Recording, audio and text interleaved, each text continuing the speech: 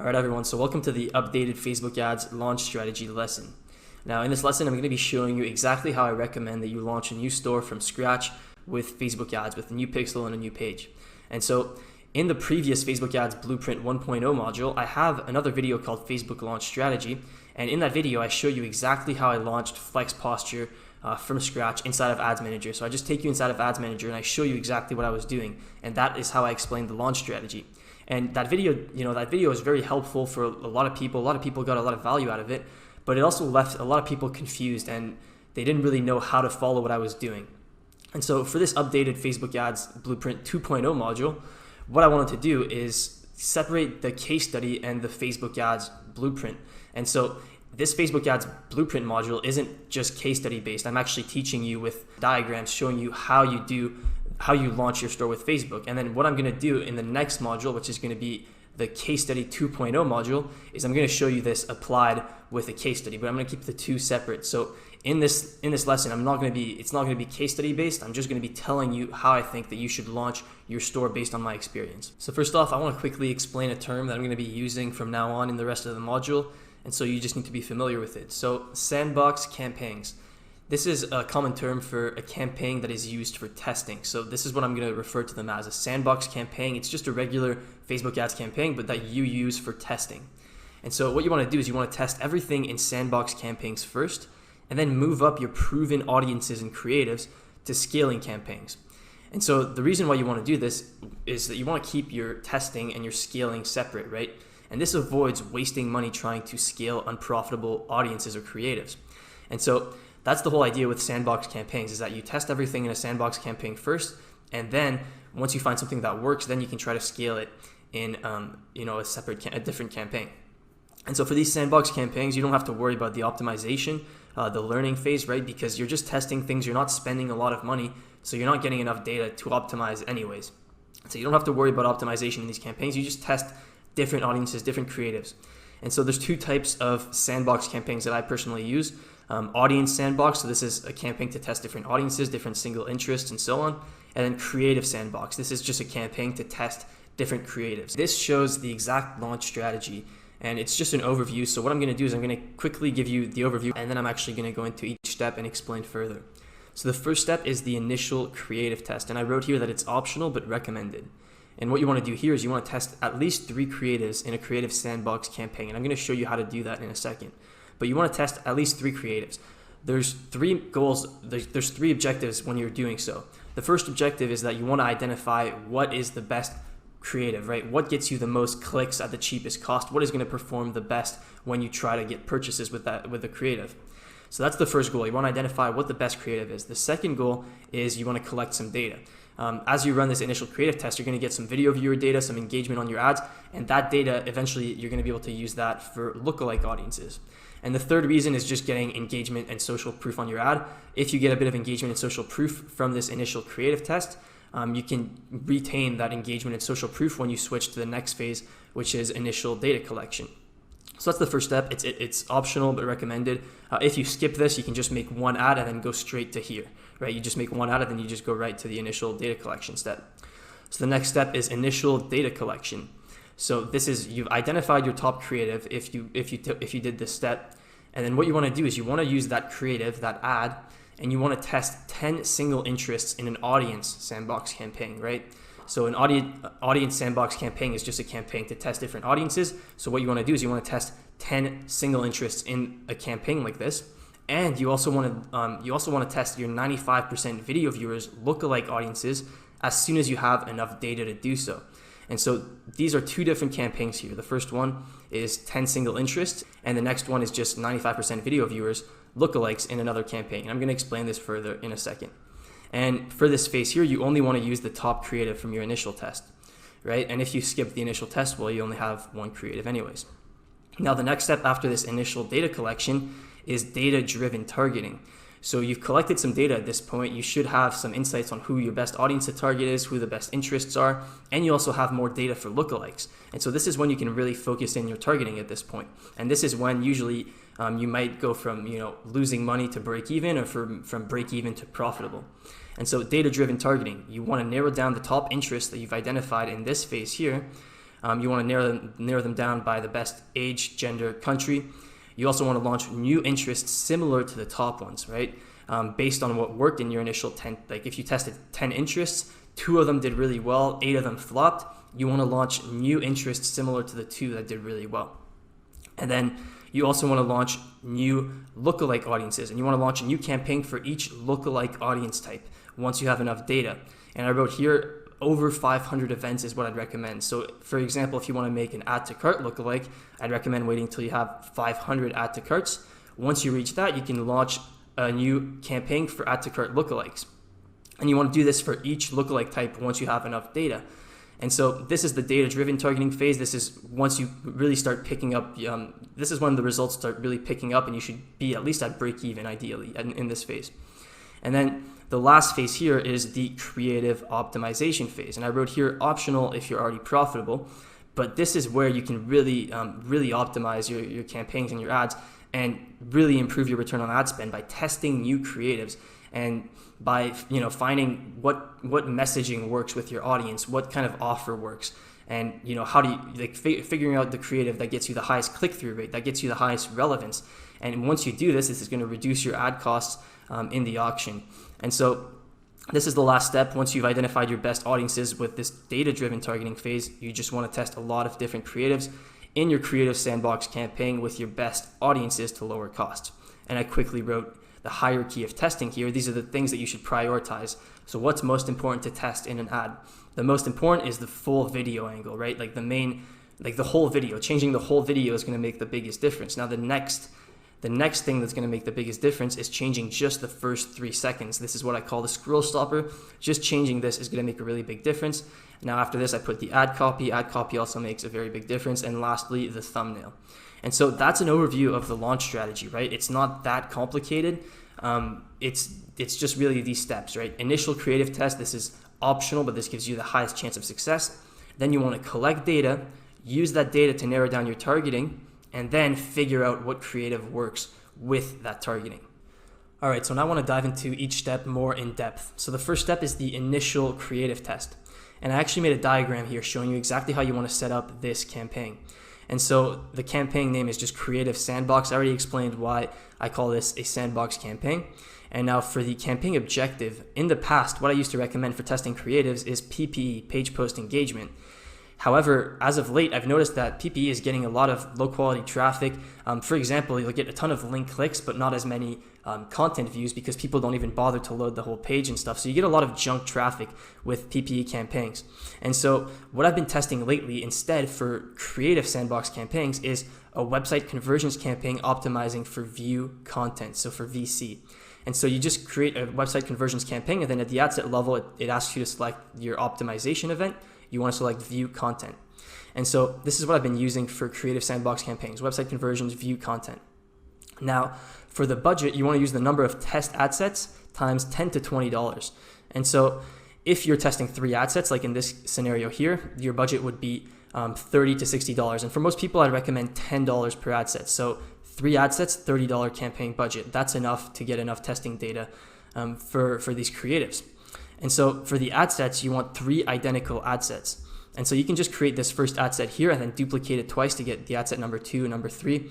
And also you can test more than 3 creatives, right? If you want to test 5 creatives, you can have 5 identical ad sets. And then the budget would just be 5 times 10. And so for the ad sets, the targeting that you want to set is as follows. So you want to use the T4 countries. The T4 countries is the top 4 countries for e-commerce. So the US, the UK, Canada, and Australia. So these are the countries that you want to target for this creative sandbox. Now, if you're selling a general product, so if, for example, it's a posture corrector, and that's a product that doesn't really have any interest that you can target. And so in this case, don't do any detailed targeting. Just set these countries, leave the age and the gender as broad as possible, and then let Facebook take care of everything for you. So just leave it as broad as possible, and that's all you need to do. Now, if it's a niche product, so for example, if you're selling some dog product or something, then you want to stack 3 to 5 broad niche interests. And so you could stack 3 to 5, in the detailed targeting, you can add 3 to 5 broad niche interests related to dogs in that case. But for me, I focus mainly on general products that have a large target market. And so in most cases, I do no detailed targeting, and I just select these countries. And then for placements, you just want to do automatic placements. Just leave that as automatic placements. And then another important thing for your ad sets is you need to set a spend limit. And this is because of campaign budget optimization. If you don't set a spend limit, campaign budget optimization will often spend all the budget just towards one of the ad sets that it thinks will do better. But the goal here is for us to get test data on each of these creatives, right? We want to see which one of these ads is going to perform best. And so we want to force at least a little bit of spend into each ad set. And that's why we're going to put a minimum spend limit. And so you want to put a minimum spend limit of half of your budget per ad set. And so if you did $10 per ad set, you want to set a spend limit of $5. If you did $20 per ad set, you want to set a spend limit of $10 per ad set.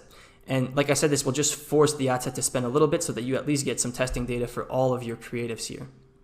Now, the last step is the ads. So you have your 3 identical ad sets. Now you want to put one different ad in each ad set. And you only want to change one variable at a time. So for example, if the variable that you were changing is the actual video or the image ad, then the first ad would have the first video or image, the second ad would have the second video or image, and the third ad would have the third video or image, and then everything else would be identical. So the headline, the ad text, the thumbnail, everything else identical. The only thing that's different is the first video or image. Now you can do the same thing, keeping the video or image constant and only changing the ad text, right? The important thing is that you only want to change one variable at a time so that you can identify what was the cause of the change in performance. If you change multiple variables at once, it's impossible to identify what caused the change. And so that's how you want to set up your initial creative test. And this is how you set up creative sandbox campaigns in general. And I'm going to talk about this more in depth in the next lesson, which is the creative optimization lesson. Just last thing here, how you want to run this, how you want to optimize this is each ad set, after it gets 1,000 impressions, that shouldn't cost a lot. It should cost you under $10 to get 1,000 impressions if you're doing a website conversions VC campaign. And so you want to pause each ad set after it gets 1,000 impressions.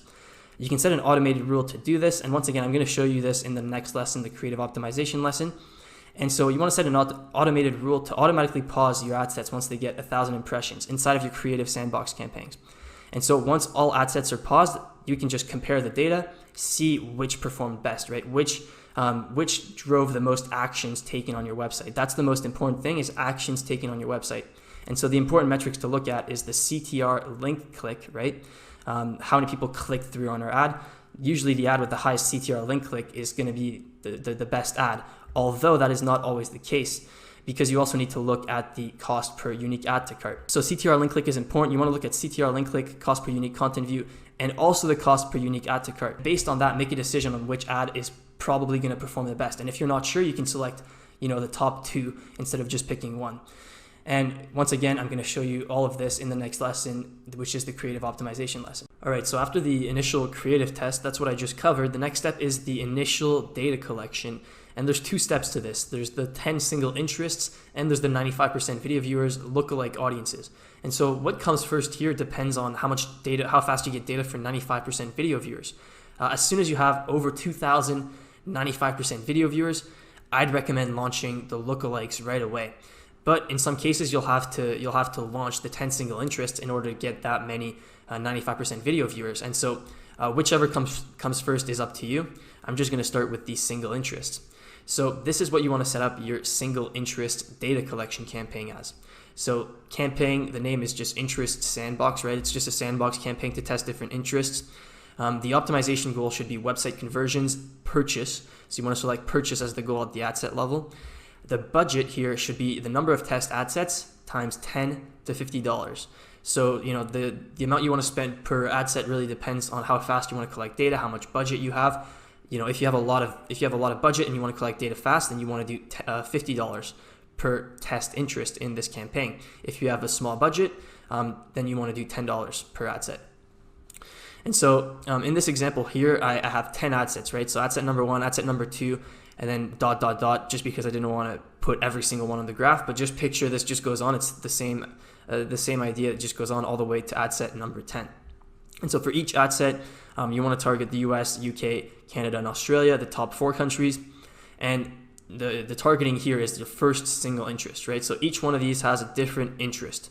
And then everything else is the same. The only thing that changes here is the interest. So you can set up this ad set once, duplicate it 9 times, and then just change the interest for all the other 9 ad sets. And so first single interest here, you want to narrow down to the age and gender if you're 100% sure, otherwise leave it broad. So for example, if you know that it's a product that's only for men or only for women, then you can select that gender. If you know that it's a specific age range and there's no way that, there's no way that anyone else would buy it, then you can narrow it down to that. But if you aren't sure, just leave it broad, and then Facebook will optimize for you. Automatic placements, you want to just do automatic placements, let Facebook figure that out for you. One-day click optimization if your selling price is under $50.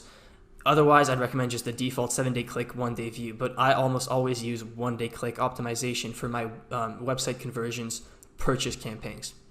And then spend limits, the same thing here. You want to put half of your budget per ad set as a spend limit. So if your budget per ad set is $10, you want to put a $5 minimum spend limit. If your budget per ad set is $50, you want to put a $25 min spend limit. This is just to ensure that every ad set that you're testing gets at least a bit of spend and at least a bit of test data, right? Because otherwise, like I explained before with CBO, sometimes if you don't put your spend limits, it just won't spend at all towards some ad sets. And so that's how you want to set up this interest sandbox campaign, just 10 different single interests. Everything else is the same. And then the same ad for each one of the ad sets, which is just your winning ad from the initial test, right? Whichever ad performed best in your initial test, that's all you want to put in these ad sets. If you tested like 5 ads at the start and 2 of them did really well, you can put 2 ads per ad set. That works fine too. But for this example, I just said 1 ad per ad set and the winning creative from the initial test. Now, in terms of optimizing this campaign, what do you do once you launch it, right? So what you want to do is you want to use your cost per purchase as the main metric. And I've already talked about this in the reading data lesson, so you should know what your KPIs are for cost per purchase. And so the way that I'd recommend you optimize this is, for example, if for a specific ad set, let's say ad set number 1 has 0 purchases and had spent over the break-even cost per purchase, you can find your break-even cost per purchase on the KPI sheet. So if it spent above that amount and it has 0 purchases, that's probably not a good ad set. And so you could pause that. You could pause that ad set. And I wrote here, you can do the same thing with add to cart if you're trying to save budget. It's just a little bit less reliable, right? So if the amount of add to cart is equal to 0 and your ad spend is above the break-even cost per add to cart, you can also find that on the spreadsheet, the KPI spreadsheet that I talked about in the reading data lesson. Then you pause the ad set, right? That would allow you to pause ad sets faster, but you might miss out on some good audiences doing that by pausing ad sets too fast. So it's up to you, but this is what I'd recommend for most people. If the number of purchases is 0 and it's spent over the break-even cost per purchase, pause that ad set. Now, the second step of the initial data collection is the 95% video viewers lookalikes. And like I said, this isn't necessarily the second step. You can do this before single interest if you want. It doesn't really matter. You want to do this as soon as you reach over 2,000 95% video viewers on your best creative. And you can check this using the ads manager columns. You pull up the 95% video viewers lookalikes columns. You can go to your creative breakdown and see how many 95% video viewers you have for each creative. And so once you reach this amount of video viewers, this amount of 95% video viewers, you want to create the 95% video viewers lookalike audiences. And so this is how you want to set this up. You want to create the 95% video viewers lookalike for these top 4 countries together. So when you go to creating your lookalike audience, you want to select all 4 of these countries together, and then you want to create it in 5 segments. So 1%, 1 to 2%, and then I put 3 dots here because I didn't want to write the whole thing out, but 2 to 3%, 3 to 4%, and then all the way to 4 to 5%. And then in terms of setting up this campaign, you just want one campaign here. The budget is $100 to $250. This depends on how much budget you have. That's what I'd recommend, $100 to $250. So you have 5 ad sets in here. Each ad set is just selecting that one lookalike audience in custom audience, and then you just leave everything else broad, right? So for the 95% video viewers 1% ad set, you just select that lookalike audience in the custom audience section, and then you leave everything else broad. Automatic placements, 1-day click optimization if your selling price is under $50. Otherwise, just leave it to the default 7-day click, 1-day view. And the same thing for each other one of these ad sets, right? The only thing that's changing is the custom audience. 1%, 1 to 2%, 2 to 3, 3 to 4, 4 to 5. And then with this campaign here, you don't need to set any ad set spend limits. I haven't found that to be necessary. And so you just want to set this up, 5 ad sets, 1 campaign. Each ad set has one ad inside of it, which is the winning creative from your initial test. And if you had multiple winning creatives, you can put 2 to 3 ads per ad set in here as well. And so you want to launch this campaign like this and just let it run.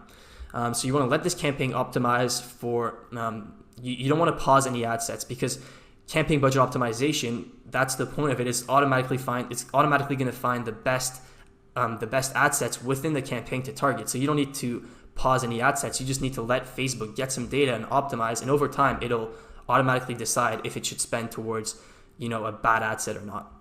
And so just let it optimize. Don't pause ad sets. Usually it'll start slow and it'll optimize on day 2 or 3.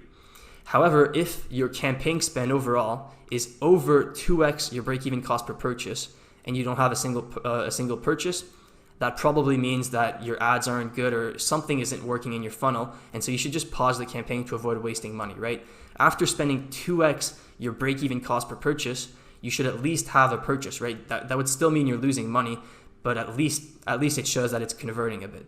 So if you spend over 2x your break-even cost per purchase, just pause the entire campaign. Otherwise, just let it optimize, and usually it starts slow and it'll optimize after day 2 or 3. All right, so now I want to do a quick troubleshooting checkpoint, because at this point, if you did the initial creative test and you tested 3 or more good creatives, and you also did the 95% video viewers and the 10 single interests or more, if you've done all of this and you haven't identified any profitable audiences, the problem is most likely your offer.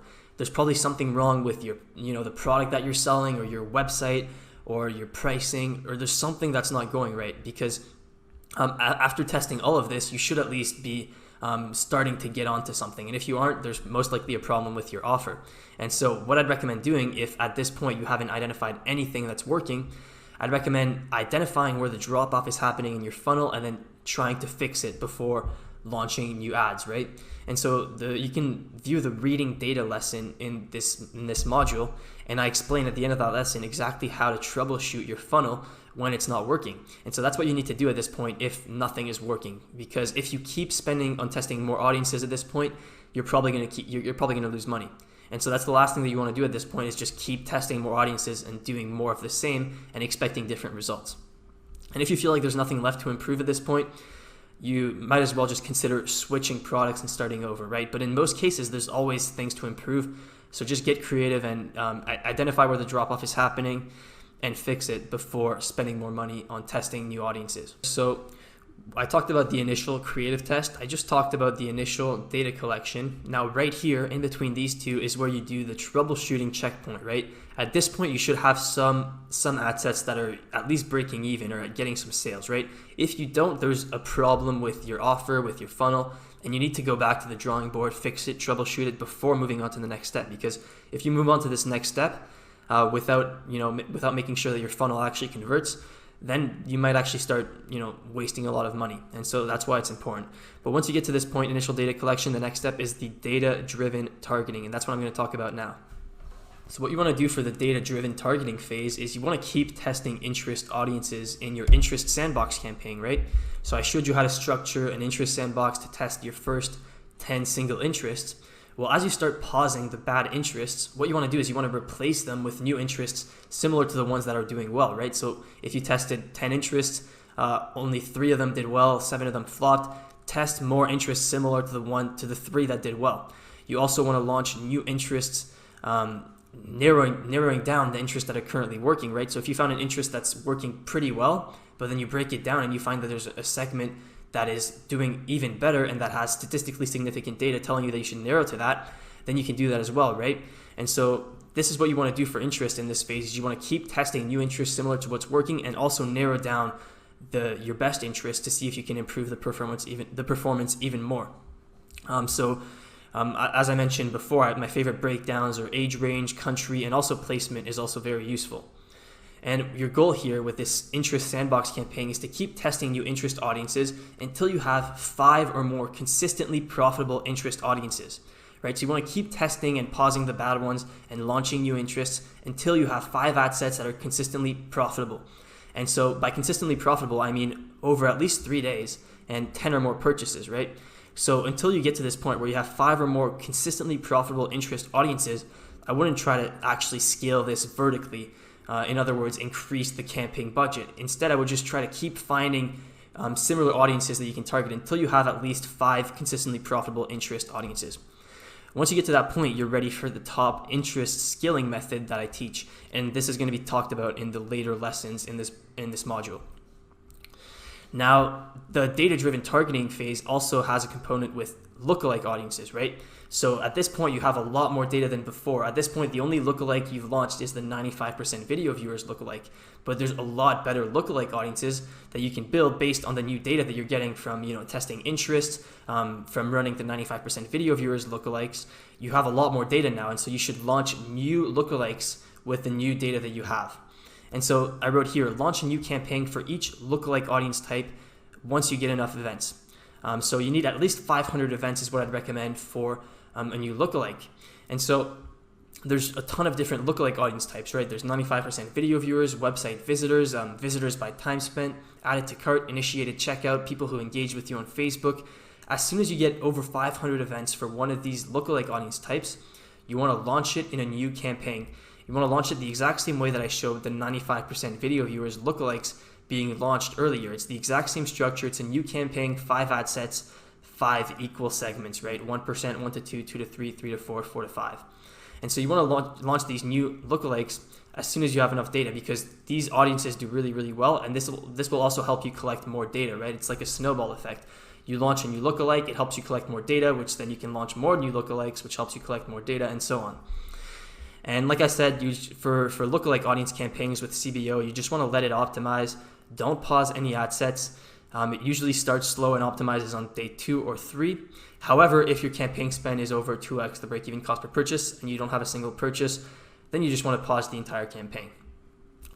Once you find 2 to 3 consistently profitable lookalike audience types, this is when you're ready for super lookalike audience scaling. And I'm going to teach this later on in the module as well. All right, so I just explained the data-driven targeting phase. So this is after the initial data collection, when you want to narrow down your top interests. You want to launch new interests similar to the top ones. Launch new campaigns for each lookalike audience type, right? You just want to keep using your data to target more effectively. And ideally at this point, you should be at break even or profitable, right? Because you have a lot of data, you're really narrowing down on your target audience. And so, it's really possible to be profitable at this point and to be very profitable. And so the next step is creative optimization. And that's why I wrote optional if already profitable. But I would highly, highly recommend that you do this, because after the data-driven targeting phase, this is when you've identified your top audiences to target. You have good audiences to target. And so if it's not working as well as you'd like to, the problem isn't the audiences that you're targeting, most likely. The problem is your creatives. And so what you want to do is you want to use the top audiences from this phase here to test new creatives and to optimize your creatives. And so you want to do this using creative sandbox campaigns, the same way that I showed you the initial data collection test. You want to set up a creative sandbox campaign and target your best audiences, your best lookalike audiences, for instance, and then just test new creatives and see what gets you the lowest costs for, the cost per unique view content, cost per unique add to cart. And then this will dramatically lower your ad costs. So just going a little bit more in depth into the creative optimization phase. So this doesn't necessarily come after the previous step. And this is really important. I know that in the graph I showed that the creative optimization is the last step, but you can start optimizing creatives right away. And as a matter of fact, you should if you want to be profitable as soon as possible, right? Because testing creatives makes the biggest difference on Facebook ads. And so, you should start optimizing creatives as soon as you can. Once you start identifying some audiences that are doing well for you, you want to test new creatives with those audiences inside of a creative sandbox campaign, the same way that I showed you with the initial creative test, right? You want to do that exact same setup with your top audiences identified so far to see which creatives resonate, what messaging resonates, what gets you the best click-through rates, and so on. And so you want to test as much as possible. This is the key to increasing estimated action rates and relevance, which are major auction factors. I've already covered this. And once you find a creative that performs better than your current best, you want to duplicate it into your website conversions purchase campaigns, right? So once you find a new creative that's performing better than the current ones you have, or that's performing just as well as the current one you have, you want to add that new creative into all your campaigns that are meant to get sales, right? So your website conversion purchase campaigns. And so that's the idea with creative optimization. You want to test a lot of creatives in the sandbox campaigns and then take the best ones, add them to your purchase campaigns. All right, everyone, so that is it for this lesson about my updated Facebook ads launch strategy. I hope you enjoyed it. And in the next lesson, I'm going to be talking more about creative optimization. And I'm actually going to show you some examples inside of my ads manager of sandbox campaigns, like I've been referring to this whole lesson. So hopefully that'll clear things up. And hopefully this whole module is going to make a lot more sense when you watch the case study 2.0 module, where I show you this Facebook ads blueprint applied in practice in a case study. And so, yeah, I hope you enjoyed it, and I'll see you in the next lesson.